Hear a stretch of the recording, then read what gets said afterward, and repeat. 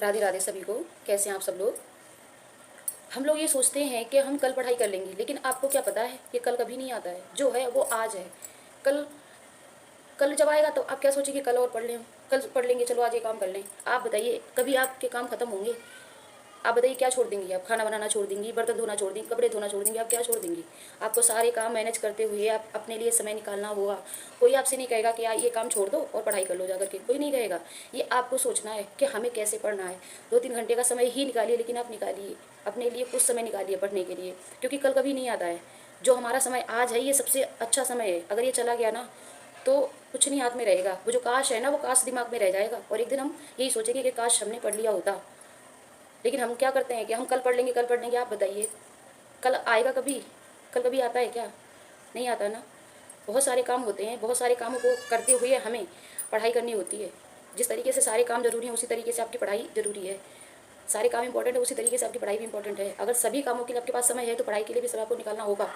Reels देखने के लिए समय है आपके पास, यूट्यूब देखने के लिए समय है, तो आप पढ़ाई करने के लिए भी समय आपको निकालना होगा। आपको ही निकालना होगा, क्योंकि सपने आपके हैं। तैयारी आपको करनी, एग्जाम आपको देना है, तो समय भी आपको निकालना पड़ेगा। कोई नहीं आएगा कहने के लिए कि आप ये काम मत करिए, हम कर लेंगे, आप पढ़ लो। ऐसा कोई नहीं कहेगा। आपको स्वयं ऐसी चीज़ सोचनी पड़ेगी, आपको स्वयं ये सब करना पड़ेगा, समय आपको निकालना पड़ेगा। नहीं तो फिर कल कल करते रह जाइए, फिर वही हो जाएगा कि कल सोचते रहेंगे यार हमने कल को ये सोचेंगे हमने काश ये कर लिया होता समय पर, तो आज हम इसी कंडीशन में नहीं होते। समस्याएं हमें अपनी खुद की बदलनी है, तो समय भी हमें खुद निकालना होगा। ठीक है। और सबसे पहले तो आप अपना लक्ष्य निर्धारित करिए, आपको करना क्या है। टीजीटी की एग्जाम देना है, पीजीटी देना है, असिस्टेंट प्रोफेसर का देना है, या फिर सुपर टेट का देना है। एक लक्ष्य निर्धारित करिए कि आपको करना क्या है और उसी के पीछे पड़ जाइए। उसका सारा सिलेबस देख लीजिए, इसमें क्या क्या है, क्या क्या नहीं। अपने नोट्स बनाइए, अपने PYQs देखिए, अपनी प्रैक्टिस करिए, लेकिन एक लक्ष्य आपका निर्धारित होना चाहिए। यदि आप ये चाहेंगे कि सभी एग्जाम के पीछे हम भागें, तो ये फिर आप किसी की तैयारी नहीं कर पाएंगे। क्या क्या पढ़ लेंगे आप? तो एक आप अपना एक टारगेट बनाइए कि हमें इस एग्ज़ाम की तैयारी करनी है, और उसी के अनुसार अपनी पढ़ाई कीजिए। फिर आती है आपकी मेहनत। मेहनत पर आप ये डिपेंड होता है कि आपका एग्ज़ाम किस तरीके से होगा, और मेहनत करने से ही कुछ हासिल होगा। ये एक पक्की बात है। एग्ज़ाम देने का, एग्ज़ाम क्लियर करने का कोई शॉर्टकट तरीका नहीं है सिवाय मेहनत के। मेहनत तो आपको करनी पड़ेगी, फिर रात एक कर दीजिए, लेकिन अब की बार की जो वैकेंसी है उसमें अपना 100% दे करके आइएगा। पास होना ना होना वो बाद की बात है, लेकिन अपनी तरफ से ये होना चाहिए कि हमने अपना 100% दिया है, हमने वाकई में मेहनत की है। ऐसा आपके अंदर फील होना चाहिए कि हाँ हमने टूट कर मेहनत की है। बाकी रिजल्ट चाहे कुछ भी रहे, कम से कम आप तो नहीं अपने आप को कोसेंगे कि हमने पढ़ाई नहीं की, हमने मेहनत नहीं की। तो आप ऐसे करिए कि आपको कल को सोचना ना पड़े कि काश हमने पढ़ लिया होता। आपके दिमाग में ऐसा होना चाहिए कि हाँ हमने पढ़ाई की, वो बात अलग है हमारा रिजल्ट नहीं बेटर आया, लेकिन हमने अपना 100% दिया। तो कम से कम आप अपनी तरफ से संतुष्ट तो होंगे। इसलिए कहते हैं कि आप भले ही 2 घंटा पढ़िए, लेकिन आप पढ़िए जरूर, अपने लिए समय निकालिए।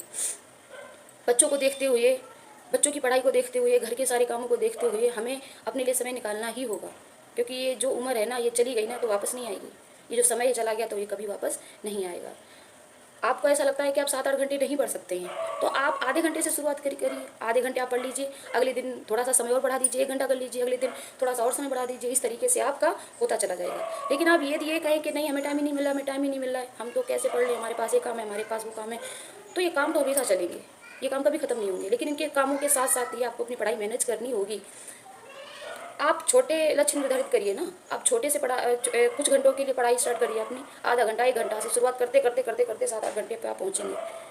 आप ये सोचें कि हम नहीं, हम तो हमें पढ़ना है तो 5-6 घंटे ही पढ़ेंगे, 5-6 घंटे का टाइम मिलेगा हम तभी पढ़ेंगे, तो ऐसा कभी नहीं हो सकता है। क्योंकि 50 काम होते हैं और बच्चे होते हैं, उनको भी देखना होता है। तो आप बताइए ना, आप कैसे लगातार आप 4-5 घंटे पढ़ सकते हैं? नहीं पढ़ सकते हैं, है ना। लगातार नहीं हो पाएगा। हाँ, आप टुकड़ों में पढ़ सकते हैं। जैसे 2 घंटे बैठ गए, उसके बाद अपने काम कर लिए, फिर 2 घंटे के लिए बैठ गए, उसके बाद अपने काम कर लिए, फिर अगर रात को थोड़ा समय मिल जाता है, बच्चे सो जाते हैं, अपना माहौल शांत रहता है, तो आप 3-4 घंटे आराम से अपना निकाल सकते हैं। इस तरीके से आपको पढ़ाई करनी होगी। लेकिन आप ये दिमाग में से हटा दीजिए कि हमें कल पढ़ना है। भाई कल कभी नहीं आता, आपको आज से पढ़ना है। आज से आपको शुरुआत करनी होगी, क्योंकि न्यू वैकेंसी का कोई पता नहीं है कि वो कब आ जाए। अगस्त तक इसकी पूरी संभावनाएं हैं आने की। तो आप अपनी तैयारी टारगेट लेकर के चलिए दिसंबर तक का, कि शायद दिसंबर में लोग एग्ज़ाम करवा लेंगे।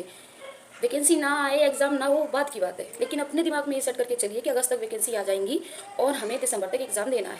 उसी के अनुसार अपनी तैयारी में आप लग जाइए। क्योंकि जो मैं सभी सब्जेक्ट की बात कर रही हूँ, क्योंकि कोई भी सब्जेक्ट छोटा नहीं है, बहुत कुछ उसमें पढ़ना है, बहुत कुछ पढ़ना है। और होम साइंस की बात रही तो होम साइंस में काफ़ी कुछ पढ़ना है। आपको बहुत अच्छे से पता होगा अपना सिलेबस कि हमें क्या क्या पढ़ना है। आप ही बताइए, तो आपको शुरुआत करनी होगी, तभी आप कुछ कर पाएंगे, तभी आप अपना सिलेबस कंप्लीट कर पाएंगे जब आज से शुरुआत आप करेंगे। ठीक है, तो अपनी शुरुआत करिए, अपना सिलेबस देखिए और अच्छे से उसके नोट्स बनाने शुरू कर दीजिए, क्योंकि कल कभी नहीं आता। ओके, बहुत बहुत धन्यवाद।